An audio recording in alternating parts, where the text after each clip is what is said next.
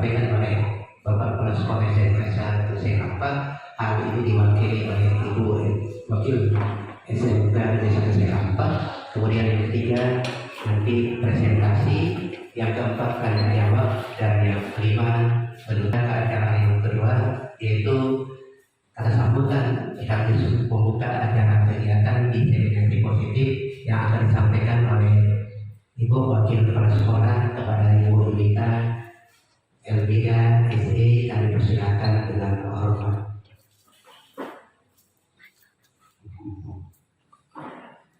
Oke, sebelum pembukaan kami mohon doa akan disampaikan oleh Bapak Habibur Rahman. Kepada Bapak kami persilakan dengan hormat.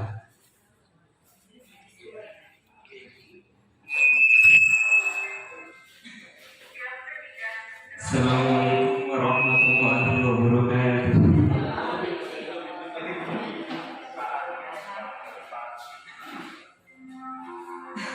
A'udzubillahi minasyaitonir rajim. Bismillahirrahmanirrahim. Alhamdulillahirabbil alamin wassalatu wassalamu ala asyrofil anbiya'i wal mursalin wa ala alihi wa sahbihi ajmain. Allahumma shalli ala sayyidina Muhammad wa ala ali sayyidina Muhammad. Allahumma ighfir lana dzunubana wal walidayna warhamhuma kama rabbayana shaghira. Rabbana atina fid dunya hasanah wa fil akhirati hasanah wa qina adzabannar. Walhamdulillahi rabbil alamin. Assalamualaikum warahmatullahi wabarakatuh.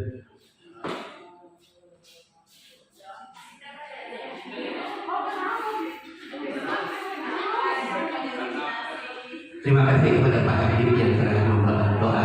Masuklah kita ke acara berikutnya, kata sambutan sekaligus membuka acara intimidasi disiplin positif yang akan dibawakan oleh Ibu Wakil Kepala Sekolah kepada Ibu Rita Elvira SE. Kami persilakan dengan hormat. Terima kasih saya ucapkan kepada Pak Ilham dan Bu Ruth yang telah mengundang kita guru-guru untuk mengikuti diseminasi budaya positif. Selamat pagi, Assalamualaikum warahmatullahi wabarakatuh. Ya, kita ucapkan bersama-sama puji dan syukur kehadirat Tuhan Yang Maha Esa, Allah Subhanahu wa Ta'ala, sehingga kita bisa berkumpul di acara diseminasi budaya positif CGP Angkatan 10 kita SMK Negeri 1 Serampak. Untuk diseminasi ini nanti sedikit saya kasih gambaran bahwa teman-teman kita, mungkin kita pun sudah pernah melaksanakan sebelumnya beberapa bulan yang lalu, karena saya bersama Bu Kio, Bu Ulfa Utari dan Pak Edi juga melaksanakan diseminasi, dan sebelumnya lagi ada Pak Amin dan Bu Edi Besar Ibu. Berikutnya insya Allah nanti Bu Lina yang kita ikuti ya. Jadi bersama-sama kita mendukung teman-teman kita yang sedang dalam pendidikan guru penggerak. Kita dipaksa supaya nggak gaptek. Kita dipaksa. Jadi mau tak mau kita harus belajar. Gitu. Kadang-kadang kita kalau nggak dipaksa nggak mau belajar, ya kan? Kan banyak itu udah sekti, udah PNS, udah P3K, ngapain lagi? Kan gitu. Jadi target pemerintah itu bukan hanya untuk menjadikan guru penggerak itu sertifikasi dan jadi P3K.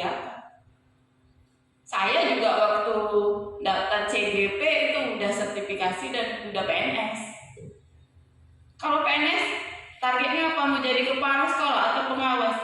Enggak juga. Ya, masih jauh yang itu. Tapi saya mohon, saya berharap tidak berhenti di Bu Wina ya, di angkatan 11. Mungkin nanti ada angkatan 12 sampai seterusnya dari SMK kita terus ada yang mendaftar di PGP angkatan berikut-berikutnya. Ya, saya hanya berharap begitu dan meminta kerjasama teman-teman untuk membantu teman kita yang ada di depan ini, Pak Ilham dan Bu Ruth, untuk mensukseskan acaranya hari ini. Mohon perhatiannya dan bantuannya. Sekian dari saya, tidak panjang-panjang. Assalamualaikum warahmatullahi wabarakatuh. Selamat pagi.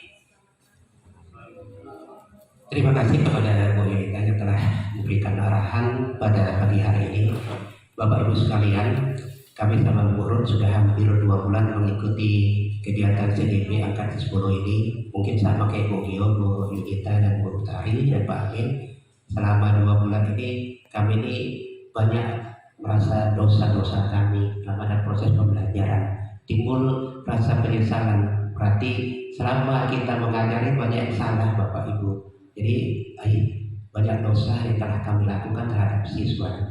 Jadi dengan kegiatan ini menyadarkan kita bahwasanya kita ini masih banyak kekurangan. Jadi dengan ikut ini lama-kelamaan kita akan sadar bahwa peran guru itu penting untuk menentukan masa depan kita. Masuklah kita ke acara berikutnya ya Bapak Ibu, ke presentasi diseminasi positif di SMK 1 Sekampa. Bapak Ibu, kami ini dalam proses belajar, masih ada kekurangan, mohon kami dibantu dan diluruskan. Kami persilakan kepada guru untuk membawakan keyakinan kelas dan 5 posisi kontrol pada disiplin positif. Kepada guru kami persilakan dengan hormat. Terima kasih kepada Ibu Wakil Kepala Sekolah Ibu Yunita Amina yang sudah memberikan kami waktu. Juga kami mengucapkan terima kasih kepada teman-teman guru yang sudah memberikan waktunya juga untuk datang kemari. Semoga seperti yang dikatakan Bu Yunita tadi, untuk gelombang-gelombang berikutnya akan ada lagi CGP-CGP yang mau mendaftar dan berlulus dari sekolah kita. Nah, di sini akan saya mulai presentasi saya masalah dimensiasi budaya positif.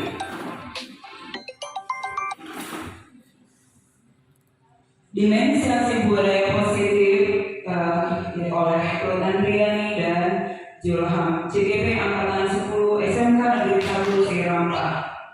Sebelum Pak Julham, Oh. nanti yang direkam itu hanya dirimu aja. Oh, oke. Terima kasih. Dimensiasi budaya positif oleh Ruth Andriani Silaban, CGP angkatan 10 SMK Negeri 1 Serampa. Budaya positif di sekolah. Yang pertama, anak-anak akan menghasilkan sebuah karya. Nah, itu salah satu budaya positif, baik itu karya seni maupun karya-karya yang lain. Kemudian pagi hari akan ada guru yang mau piket di depan dan anak-anak akan memberikan salam.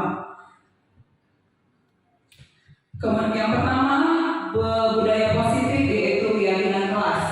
Keyakinan kelas adalah sesuatu yang diyakini bersama, yang berasal dari penyatuan pikiran untuk menjadi nilai-nilai kebaikan di kelas sebagai dasar untuk menumbuhkan budaya positif murid dan kebiasaan yang terpola sebagai wujud penerapan profil pelajar Pancasila. Adapun contoh dari keyakinan kelas yaitu sesuatu yang diyakini bersama, yang berasal dari penyatuan pikiran untuk menjadi nilai-nilai kebaikan di kelas sebagai dasar untuk menumbuhkan budaya positif murid dan kebiasaan yang terpola sebagai wujud penerapan profil pelajar Pancasila. Kemudian contoh keyakinan kelas yaitu kelas impian. Yang pertama, mau bekerja sama menjaga kebersihan kelas. Yang kedua, hadirlah tepat waktu di kelas. Kemudian berbicara sopan, juga menghormati guru. Kemudian mengerjakan tugas tepat waktu dan peduli terhadap sesama teman.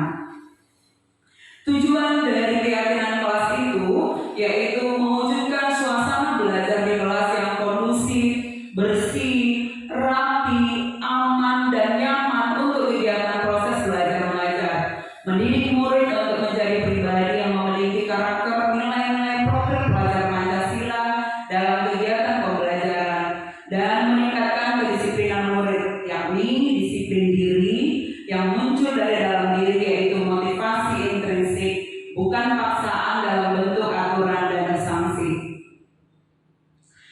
Kemudian yang kedua, 5 posisi kontrol guru. Penghukum. Seorang penghukum biasa menggunakan hukuman fisik maupun verbal. Membuat orang merasa bersalah. Pada posisi ini biasanya guru akan bersuara lemah lembut, dan membuat siswa merasa bersalah. Kemudian teman, guru pada posisi ini tidak akan menyakiti murid, namun akan tetap berupaya mengontrol murid melalui persuasi. Sebagai pemantau berarti mengawasi, mengandalkan penghitungan, catatan, data yang dapat digunakan sebagai bukti atas perilaku seseorang.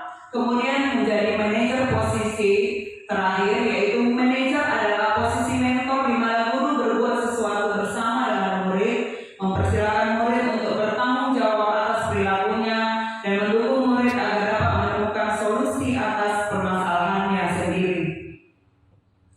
Nah, inilah dia Bapak Ibu guru hebat, 5 posisi kontrol. Yang pertama dikatakan identitas gagal, kontrol dari luar, menghindari hukuman. Guru berbuat menghukum, yaitu menghardik, menunjuk-nunjuk, menyakiti, dan menyindir. Guru berkata, kalau kamu tidak melakukan, awas ya, rasakan. Nah, seperti itu. Kemudian hasilnya apa? Pasti murid akan memberontak, menyalahkan orang lain, dan berbohong. Nah, kaitannya dengan dunia berkualitas, murid itu akan meletakkan guru di luar dunia berkualitas. Dan murid akan berkata, biarkan saja, nanti juga marah-marah lagi. Nah, itulah kebiasaannya. Dan dampaknya pada murid, dia akan mengulangi kembali kesalahan itu. Kemudian, membuat orang merasa bersalah. Pada saat guru berbuat, berceramah, mengatakan yang seharusnya, dibilang, saya kecewa kepadamu. Seperti itu. Nah, kemudian berkata, guru berkata, kau seharusnya, kamu sudah tahu kan? Ibu rendah sekali. Nah, coba-coba kata-kata yang seperti itu yang bisa mengundang murid juga menjadi tidak baik. Ibu stres loh gara-gara kamu. Nah, kata-kata yang seperti itu. Kemudian hasilnya apa? Setelah guru mengatakan itu, murid akan menyembunyikan atau menyangkal dan berbohong. Nah, kaitannya dengan dunia berkualitas, murid meletakkan guru di dalam dunia berkualitas. Murid berkata, maafkan saya, paling seperti itu. Kemudian hasilnya apa? Si anak akan merasa rendah diri. Nah, kalau kita memposisikan kita sebagai teman dan membuat alasan untuk muridnya apabila kita berbuat, kemudian rasa kita berkata, ayo nak, ayo lakukan demi ini. Ibu sepertinya merasakan kamu itu tidak mau, apa ibu tidak pernah membantu ya? Atau ibu seperti apa? Seperti itu kita mau. Kemudian kaitannya dengan dunia berkualitas, murid meletakkan guru dia sebagai orang yang sangat penting di dunia berkualitas. Kemudian murid berkata, saya pikir bapak, ibu, teman saya, ternyata begitu ya. Nanti dia akan mengucapkan itu. Kemudian dampaknya pada murid lemah. Akhirnya dia tidak mandiri dan bergantung kepada orang lain.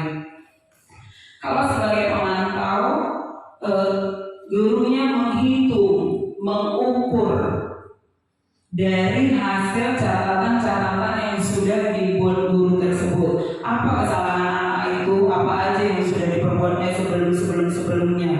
Dan dia akan menghitung itu. Mungkin sekali berbuat salah kita mungkin masih memberikan oke lah gitu kan. Kita buat kedua kali kita masih berikan kepada muridnya. Akhirnya ketiga kali baru kita tegur. Kita buatlah, kita hitung, kita ukur dari kesalahan-kesalahannya. Nah, kita buat apa peraturannya? Tadi dari kesepakatan kelas atau keyakinan kelas, setelah kamu melakukan ini, kamu akan mendapatkan ini, atau kamu akan mendapat hukuman yang seperti ini. Kemudian hasilnya apa? Dia akan menyelesaikan dari diri, dan tapi tunggu diawasi. Kalau nggak ada yang mengawasi, ya mungkin dia nggak peduli gitu. Kemudian kaitannya dengan dunia berkualitas, murid meletakkan guru, peraturan dan hukum di dunia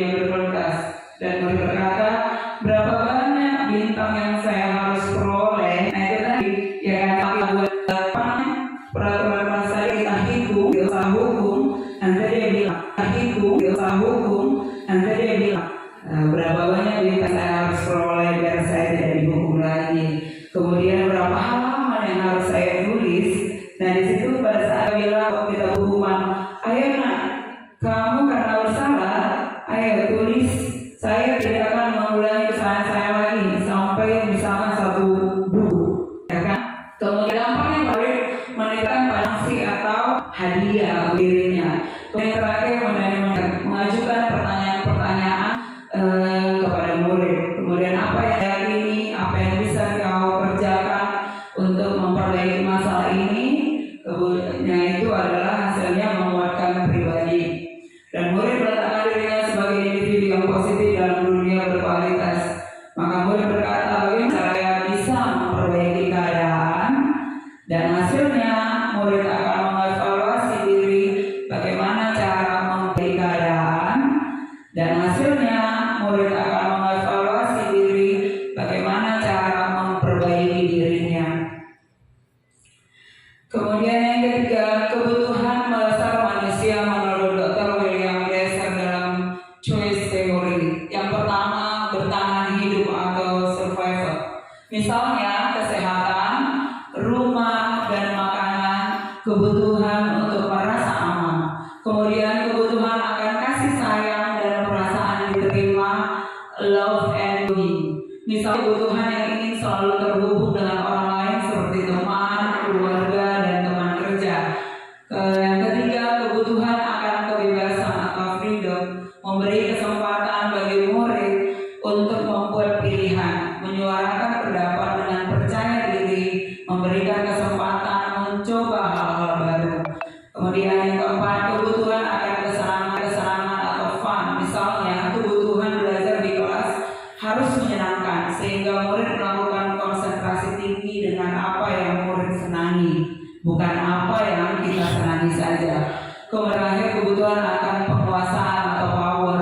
Murid membutuhkan pengakuan pencapaiannya atas pengetahuan dan keterampilannya serta mau didengarkan. Calon guru penggerak, Bapak Johan dengan Ibu Ruth. Di sini saya berterima kasih kembali sudah dikasih waktu untuk bertanya. Yang ingin saya tanyakan tadi kan nilai-nilai kebajikan. Ibu sama dengan nilai kebaikan dan positif kan Pak, Bu. Jadi tadi paparannya banyak sekali saya baca di situ tadi. Boleh tadi diputar ulang kembali tadi? Dari balik kembali.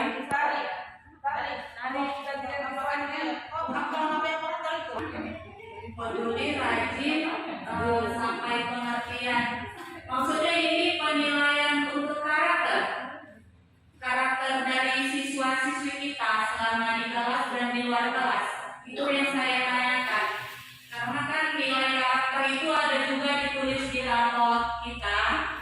Jadi kan di sini sebagai dasar atau pedoman kita selaku guru untuk penilaian kita bagi siswa-siswi kita, khususnya kami kan guru BK. Guru BK itu menilai karakter etika siswa juga kan Bapak Ibu. Jadi di sini yang saya tanyakan di sini apakah ini menjadi dasar kami untuk penilaian kami kepada siswa-siswi mengenai proyek nilai-nilai kebajikan, apa sih katanya dari kebaikan atau positif tadi. Hanya itu saja yang saya tanyakan. Terima kasih Bapak Ibu. Assalamualaikum warahmatullahi wabarakatuh. Nilai-nilai kebajikan itu sama juga dengan nilai karakter. Jadi ini nilai-nilai kebajikan itu timbul memang dari disiplin positif yang diterapkan di sekolah, tapi tidak terlepas daripada di rumah ya Bapak Ibu. Jadi kalau di rumah sudah diterapkan nilai-nilai disiplin itu, di sekolah tinggal menamai, itu membentuk karakter anak. Jadi kalau contoh Bu Alita Dewi, rasa empati itu nilai kebajikan itu, rasa empati. Ya orang sekali anak timbul di hati anak kita rasa empati. Contoh besar kita di jalan, mogok kereta kita, anak lewat aja. Kenapa? Karena rasa empati itu sudah ada, itu termasuk nilai kebajikan. Jadi rasa empati itu itulah yang kita timbulkan. Kemana Bagaimana kita Bapak Ibu? Jadi kita jangan dulu anak boleh sampah, kita boleh sampah. Kan kebanyakan kita seperti itu Bapak Ibu sekarang ini. Suruh kita menyuruh. Sekarang ini kita menunjukkan empati kita sudah petik sampah, baru kita ajak anak untuk memetik sampah. Kita memberikan contoh itu terlebih dahulu. Itu ya menurut Pak saya komentar ini. Mungkin ada tambahan ya Ibu. Iya, terima kasih buat Bu Anita Dewi atas pertanyaannya. Nah, masalah nilai-nilai kebajikan, yang pasti di kurikulum Merdeka ini kita dikatakan akan berpatokan kepada profil belajar Pancasila. Yang pertama itu adalah bertakwa kepada Tuhan Yang Maha Esa. Nah, kemudian yang paling saya ambil di sini nilai kebajikannya dikatakan tadi Pak Julmain yaitu empati, dan saya yang paling penting juga masalah toleransi. Toleransi ini juga bisa menimbulkan hal-hal yang tidak baik kepada anak-anak.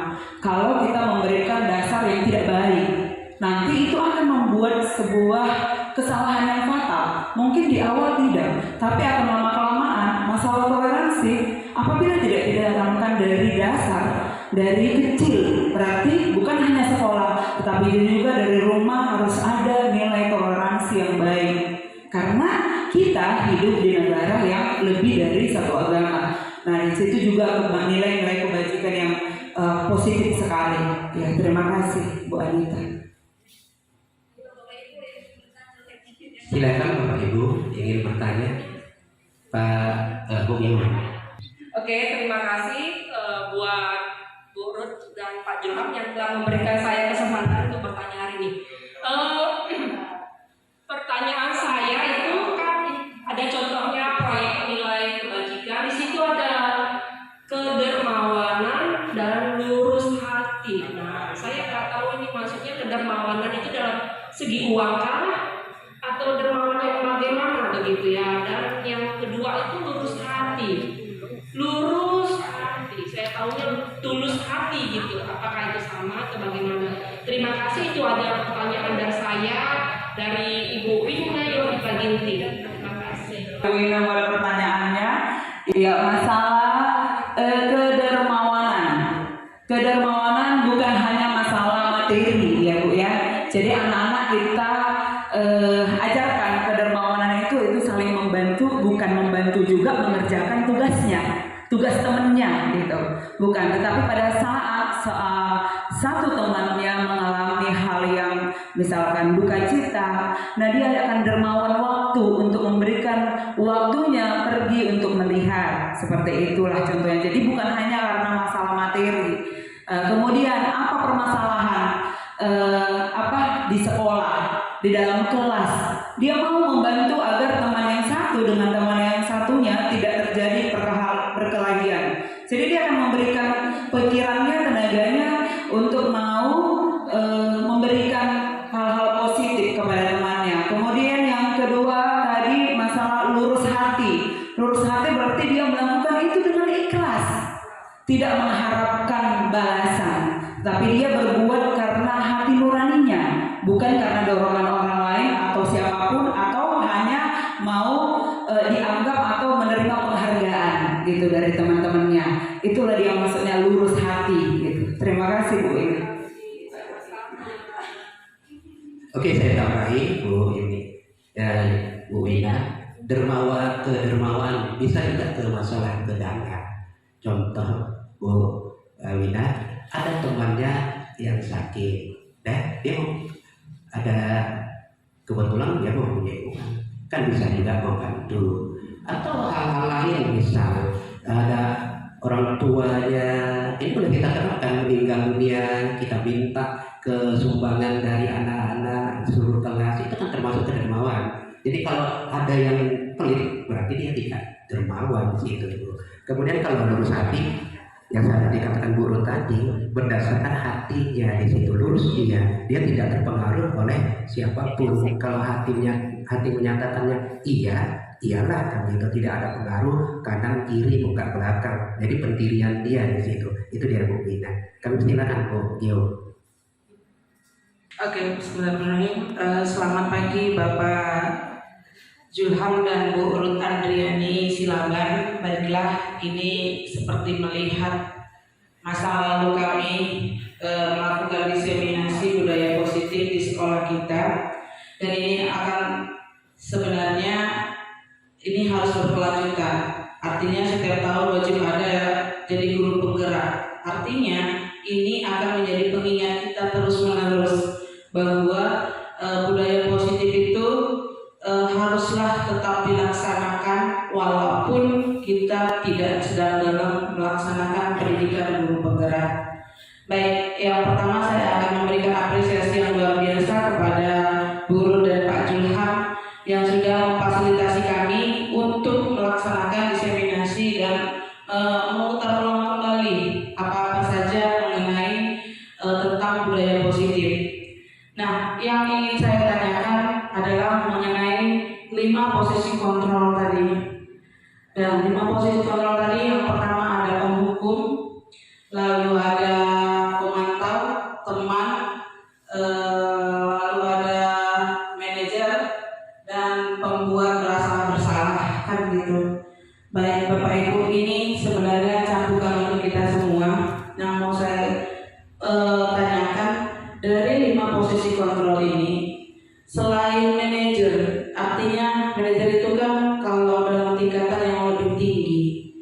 Nah, kita ini sebaiknya di posisi mana terlebih dahulu untuk memperbaiki yang selama ini posisi kita itu kebanyakan penghukum.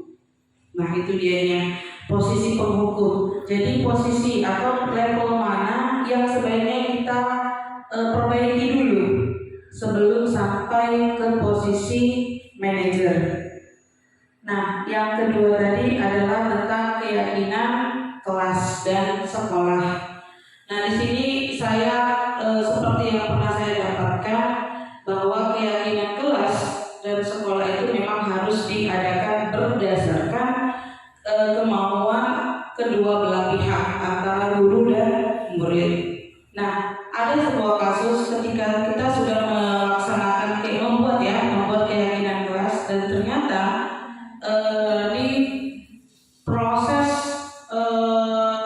berjalannya pendidikan, ternyata keyakinan kelas itu hanya sebagai hiasan dinding kelas saja.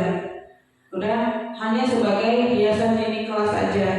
Nah, bagaimana tanggapan Bapak dan Ibu sebagai calon guru penggerak ketika ada permasalahan yang seperti ini? Ketika kita sudah berkeyakinan kelas, ketika kita sudah membuat keyakinan sekolah, dan itu hanya sebagai hiasan untuk sebagai hiasan aja. Tapi pada saat proses pelaksanaan di pertengahan jalan, keyakinan kelas itu hanya pudar. Nah, jadi bagaimana solusi Bapak dan Ibu dengan permasalahan tersebut?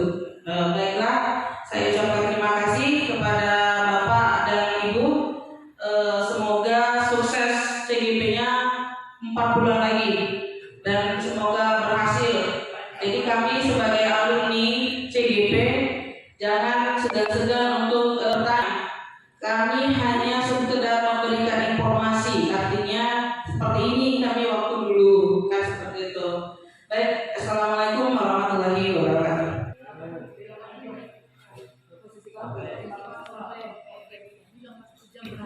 Oke, terima kasih Bu Iyo, pertanyaannya cukup bagus dan cukup juga membuat kita berpikir. Nah, gitu. Untuk pertanyaan pertama, dari mana kita mulai menjadi positif kontrol? Ini kalau menurut saya pribadi, kita mulailah sebagai menjadi teman dari anak dulu. Walaupun itu masih termasuk yang masih ekstrim ya, tapi itu masih karena kata-kata teman itu ada kata tiba gitu. Ayolah, nanti bapak ibu ini nanti itu. Tapi menurut saya dengan menjadi teman itu pendekatan kepada anak, dan barulah masuk kita ke pemantau. Maksudnya itu barulah ke posisi manajer. Tapi untuk menjalankan ini bukan semudah kita berbicara, sulit sekali. Sudah kita mulai jadi teman, kita ajak, kita didik, kita bawa dia berbicara, tapi kita nanti lama-lama kembali lagi ke posisi satu sebagai penghukum juga terakhir. Jadi sulit memang Bapak dan Bu untuk dibawa posisi kontrol, karena sudah terbiasa kita dari kita mengajar sampai detik ini kita hanya berputar di nomor 1. Nah, jadi mulai kita Bapak Ibu mulai meningkat ke posisi berikutnya. Kemudian yang kedua, solusi apa untuk keyakinan kelas itu dapat terus berjalan sampai akhir? Kalau menurut saya solusinya dari kita sendiri sebagai guru itu loh. Kalau kita jadi guru juga lemah, dan itu anak semakin marah gitu. Artinya apa yang sudah kita lakukan di kelas itu, misal disiplin, ada kata-kata tepat waktu datang ke kelas, berarti kita terus dari awal sampai akhir kita harus tepat waktu memberikan contoh. Tapi kan ternyata Bapak Ibu, mohon maaf dulu Bapak Ibu, kita di bulan pertama, bulan kedua lagi, tapi di bulan ketiga sampai akhir kita contoh itu tepat waktu sudah mulai terakhir anak pun menjadi mengikuti kita. Kita tekan anak, kita bilang enggak datang lagi tepat waktu, anak bilang Bapak dan Ibu yang kita bersama keyakinan kelas itu kedua belah pihak antara guru dan siswa, Bapak dan Ibu aja sudah juga melanggar. Jadi kunci dari kita guru menjalankan itu menurut saya mungkin kalau mungkin ada kurang di hati Ibu. Kalau silakan tambahan. Ya, terima kasih pertanyaan Bu Ibu. Yang pertanyaan pertama tadi yaitu masalah posisi kontrol. Nah, kita akan sebagai apa dulu gitu sebelum ke yang menjadi yang terbaik yaitu manajer. Kalau menurut saya dari awal kita memang menjadi seorang penghukum selama ini mungkin sama seperti Pak Julham, yaitu sebagai teman, walaupun akan menjadi bumerang sama kita sendiri. Contohnya kalau seorang murid itu kita anggap sebagai, mungkin dia anggap bestie gitu ya, bestie banget, mungkin dia anggap bestie gitu ya, bestie banget, bisa di luar sekolah pun dia ngomongnya biasa aja gitu, nggak ada lagi etika berbicara yang berbeda. Dia pasti akan bertanya, Bu dari mana? Mau ngapain? Mana Ibu? Ngapain Ibu? Siapa itu Bu? Pasti seperti itu kendalanya. Tapi mungkin kalau kita mungkin seperti anak bayi baru lahir tidak akan bisa langsung berjalan. Ada tahapan-tahapan yang akan dilalui. Nah, tahapan-tahapan itu adalah yaitu yang pertama evaluasi diri lah. Setelah kita mengevaluasi diri kita, baru kita akan bisa memberikan evaluasi kepada anak murid kita. Begitu juga dengan masalah keyakinan kelas. Apabila kita sudah menyepakati bersama dengan siswa apa aja keyakinan kelas yang akan dipatuhi, tetapi kita tidak memberikan keyakinan kelas itu juga kepada diri kita, maka itu tidak akan berjalan dengan baik. Jadi intinya kita sebagai guru, apalagi saya bercerminlah, apakah saya sudah benar, seperti itu aja mungkin. Tidak banyak lagi kita bisa berkata-kata, kita mungkin hanya bisa berkata pada diri kita, bagaimana aku, siapa aku, seperti apa aku, sudah bagaimanakah aku, dan bagaimana seharusnya aku. Terima kasih. Ibu, pertanyaannya apa? Oh iya, Bu Geo, apakah sudah cukup? Dan iya, terima kasih. Oh iya, Pak Amin.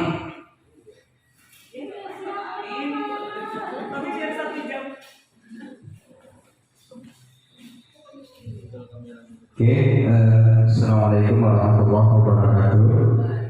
Yang pertama, saya ucapkan selamat kepada Pak Jul juga Bu Ul yang masa ini dalam pendidikan guru penggerak. Saya tertarik pada kegiatan segitiga restitusi. Kegiatan ini adalah proses menciptakan kondisi peserta didik untuk memperbaiki kesalahan mereka sehingga mereka bisa kembali pada kelompok mereka dengan karakter yang lebih kuat, gitu ya. Jadi ada dua hal yang mau saya tanyakan. Pertama, tentang lakukan ya Bapak Ibu ya. Jadi tantangan apa saja sih yang Bapak Ibu rasakan setelah melakukan kegiatan restitusi yang Ibu dan Bapak lakukan di sekolah atau bersama siswa? Apa sih yang didapat? Itu yang pertama. Dan yang kedua, langkah-langkah apa saja menurut Bapak dan Ibu seandainya ada seorang guru ingin mencoba melakukan kegiatan segitiga restitusi? Apa sih persiapan-persiapan yang untuk melakukan kegiatan tersebut?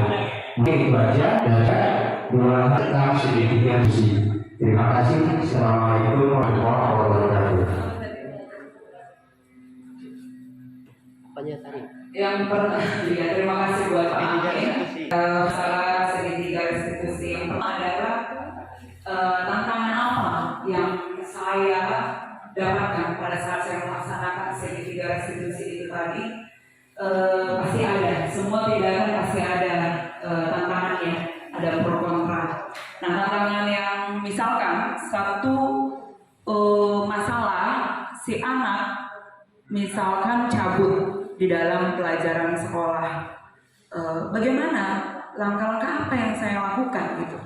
Yang pertama saya akan melakukan pemanggilan pertama si anaknya. Dan setelah kita melakukan pemanggilan, yang kedua kita tanyakan apa alasannya. Kita tanyakan dulu pertama apa alasannya dia melakukan itu. Karena setiap orang melakukan tindakan pasti ada alasan tertentu. Nah, kemudian setelah kita tanya alasannya, kita tanya lagi, kamu tahu tidak apa akibatnya? Nah, apa akibatnya dia melakukan kesalahan itu? Kemudian, apa yang kamu rasakan? Apa yang kamu rasakan pada saat kamu melakukan kesalahan itu? Apakah kamu merasa bersalah atau tidak sama sekali kepada si anak? Nah, baru yang terakhir, bagaimana kamu memperbaikinya? Mungkin itu tantangannya. Nah, itu juga jawabannya langkah-langkah restitusi tadi ya Pak ya. Jadi hampir sama. Nah, langkah-langkahnya juga seperti itu. Nah, setelah itu langkah-langkah yang kita lakukan, apakah sudah benar? Kita evaluasi lagi kembali. Apakah langkah-langkah itu benar untuk memberikan hukuman kepada si anak itu? Tapi kembali lagi sih sebenarnya, kalau di dalam prakteknya masalah hukuman atau pembuat onar atau membuat kesalahan si anak, kembali lagi mungkin kadang kita di awal membuat pertanyaan kita mungkin belum tahu, tapi lama-lama akhirnya tahu apa sih dasar dia melakukan itu. Karena banyak anak berarti banyak karakter yang harus kita pelajari. Berbeda-beda itu karakternya dan berbeda-beda juga alasannya. Ada yang memang membual, ada yang memang dia jujur gitu, mau jujur, ada yang memang dia akan mempertahankan omongannya itu bahwa dia benar gitu. Jadi tergantung dari praktek lapangannya. Berarti kita sebagai seorang guru harus juga lagi bisa memahami karakter anaknya kembali. Itu Pak Amin, terima kasih. Terima kasih kepada Pak Amin. Yang pertama pertanyaan tadi tantangan. Rasanya tantangan ini cukup berat, Pak, karena kita belum paham sekali untuk menjalankan segitiga restitusi ini. Karena hal baru bagi kita. Jadi hal baru ini perlu kita pelajari terlebih dahulu. Jadi kita laksanakan sama anak. Karena hal ini kita pun masih dalam keadaan terbawa suasana yang lama-lama kan gitu. Jadi prosesnya memang berat sekali untuk menjalankan ini. Tapi kalau sudah terbiasa, lama-kelamaan akan biasa. Kemudian langkah-langkahnya, ini kan langkah-langkah Bapak Ibu untuk menjalankan segitiga restitusi. Kita yang pertama ya memanggil anak. Sudah kita panggil ya kita ajak anak untuk berbicara. Kemudian langkah pertama kita tampilkan identitas dia, kita bicara di situ, kita buat anak itu perbuatannya itu dia menyadari kesalahan dia gitu. Kemudian kita tanyakan validasi yang salah, apa alasan dia melakukan itu? Pasti dia punya alasan. alasan itu pasti memang sudah ada dasar pada dirinya di situ. Jadi bagi Anda kita tanyakan dia alasan-alasannya. Dari alasannya itu kita berikan sama dia masukan-masukan bahwasanya alasannya itu salah di situ. Kemudian yang ketiga tanya keyakinan kelas tadi, kembali lagi keyakinan sekelas. Kemudian kita tanyakan solusinya. Apa solusi dari kesalahan yang dilakukannya? Mungkin dia memperbaiki dirinya atau hal-hal lain, Pak. Jadi memang cukup sulit bagi kita yang untuk melaksanakan. Mudah-mudahan kita secara perlahan bagi Bapak Ibu guru untuk melaksanakan segitiga restitusi. Terutama ini bagi guru-guru wali kelas, BK. Ini perlu karena salah kita melakukan ini, salahlah Anda. Maka Anda tidak juga berubah-ubah sampai sekarang karena salah kita terhadap segitiga restitusi. Jadi kami harapkan Pak itu masih dalam proses belajar. Saya pun tetap saat berkomunikasi sama Bu Eli, terus sama Pak Amin, terus bertanya masalah-masalah itu. Jadi itu Pak Amin, terima kasih. Ada lagi Bapak Ibu? Bu Ira? Bu Yuli? Sudah cukup.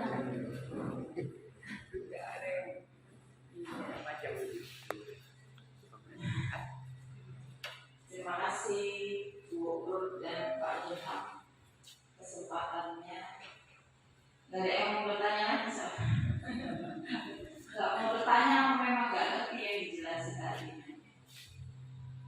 Sebenarnya pembahasan tentang restitusi itu menarik menurut saya, karena selama ini saya jujur aja, memang kita jadi guru belum pernah, sebelum jadi CGP itu belum pernah mempraktekkan tentang restitusi itu, belum pernah. Ya, kalau ada yang udah bilang sudah pernah sebelum jadi CGP, banyak bohongnya menurut saya. Jujur aja ya, saya pun kayak gitu. Sebelum CGP saya nggak tahu tentang restitusi. Ya, kita selama ini jadi guru, Pak, sedikit ini yang ada kata pengantar ya. Selama ini kita jadi guru itu tahunya kita yang paling benar.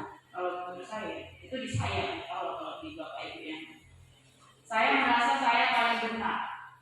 Dengan seenaknya kita menghukum anak murid, tapi di ujung-ujungnya kita nggak bisa ambil keputusan.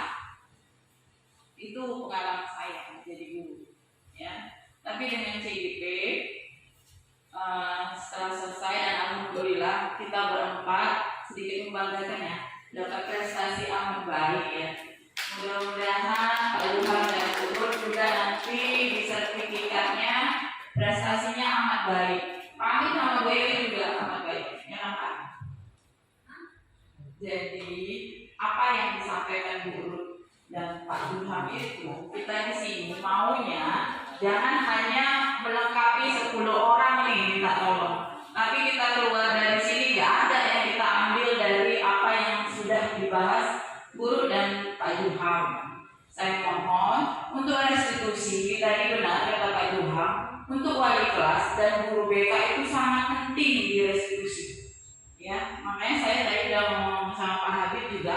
Pak Habib ikut CGP, saya bilang karena dia itu guru penggerak, guru BK, maaf ya Pak Habib.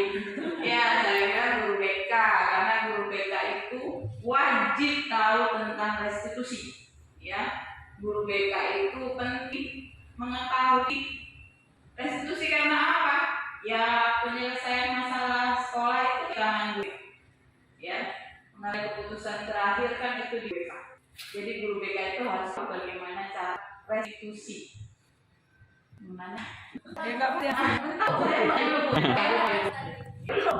Di diseminasi budaya positif ada materi. Di diseminasi budaya positif ada materi tentang motivasi, hukuman, penghargaan, restitusi, kan ya? Jadi selama ini kita merasa hukuman itu benar, motivasi itu benar, penghargaan itu benar. Sebenarnya benar, tapi ada sisi negatifnya. Saya mohon ke Pak Jul dan Bu Ruth, menyampaikan bahwa selama ini penghargaan yang kita kasih sama anak murid itu sisi negatifnya apa ada, kemudian hukuman itu ada sisi negatif, ada sisi negatif positifnya, motivasi juga. Kalau restitusi kan udah jelas tadi udah ditanya Pak Amin kan. Saya mohon penjelasan mengenai ketiga hal itu, sisi negatif dan sisi positifnya. Terima kasih. Terima kasih Bu Yuni dan Media Salah pertanyaan. Terima kasih Bu Yuni dan Media Salah pertanyaannya, yaitu masalah sisi positif dan negatif hukuman, penghargaan dan motivasi. Kalau hukuman pada saat sisi positifnya tergantung dari karakter anak. Kalau si anak bisa menerima hukuman yang kita berikan itu, mungkin dia akan bisa menjalankannya. Tapi ada anak yang tidak akan bisa menerima hukuman yang kita berikan. Nah, disitulah dia akan menjadi seorang pembangkang atau pemberontak. Nah, kalau dia itu tadi sisi positifnya, kalau anaknya bisa menerima, dia akan menjalankan hukuman itu. Tapi kalau tidak, dia akan malah membangkang. Berarti tugas kita adalah kita lihat lagi anaknya kembali seperti apa karakternya. Kemudian motivasi. Pada saat kita memberikan motivasi yang seperti apa? Kalau motivasi yang membosankan, mungkin anak akan ngantuk gitu. Mungkin dia, ayah udahlah, gitu.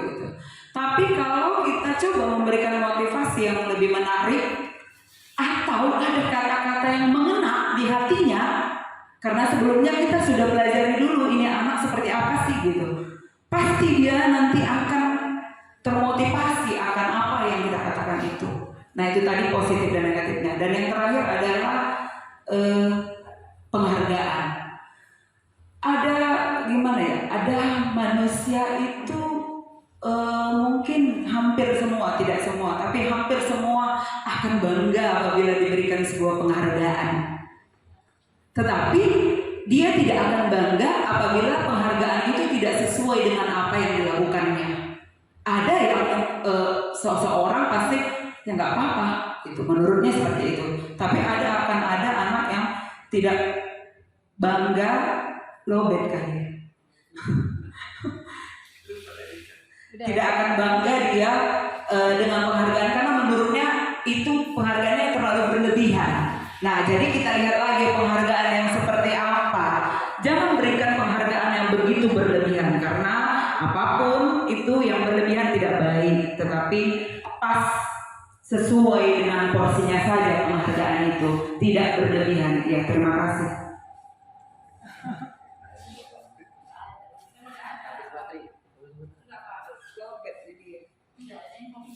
Ini tentang sisi positif dan negatif dari hukuman, kemudian motivasi dan penghargaan. Yang pertama saya bahas hukuman. Sisi positifnya, hukuman ini ada sisi positifnya, tapi hanya beberapa waktu. Misal hanya bisa berubahnya dalam proses 1 bulan, itu sisi positifnya.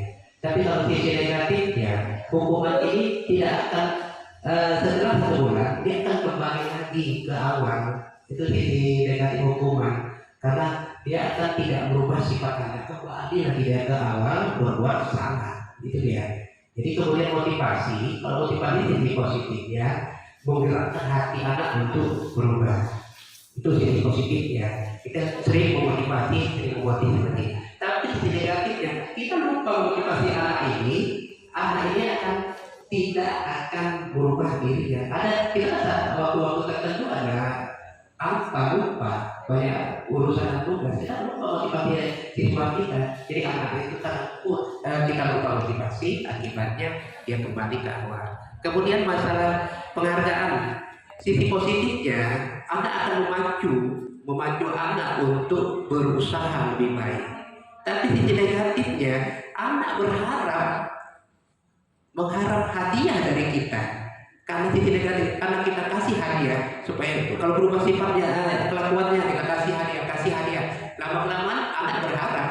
Akibatnya itu sisi negatifnya.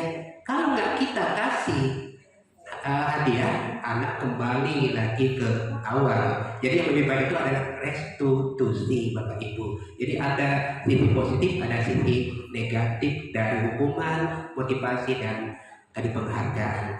Kita Bapak Ibu sudah banyak memang kesalahan, jadi kita sering mengasih penghargaan. Nanti kalau mau menang, Bapak kasih ini. Nah, rupanya karena dia mengikuti suatu pertandingan hanya mengharapkan dari penghargaan dari kita, dan rupanya kita suatu saat tidak mengasih. Akhirnya dia semangatnya itu akan pudar kembali. Itu dia Bu ini. Terima kasih kepada Bapak Ibu atas pesertanya dalam proses dimensiasi budaya positif, diseminasi budaya positif yang kami lakukan Bapak Ibu, dan kami hanya Allah lah yang bisa memberikan berkahnya kepada Bapak Ibu. Kita di sini saling keterkaitan Bapak Ibu, tidak bisa tersendiri. Jadi kami ucapkan terima kasih yang sebesarnya. Apabila ada kata-kata kami yang kurang berkenan di hati Bapak Ibu dari awal sampai akhir, kami mohon ampun kepada Bapak Ibu dan mohon maaf kepada Bapak Ibu sekalian. Dan saya akhiri mengucapkan wabillahi taufiq wal hidayah. Assalamualaikum warahmatullahi wabarakatuh.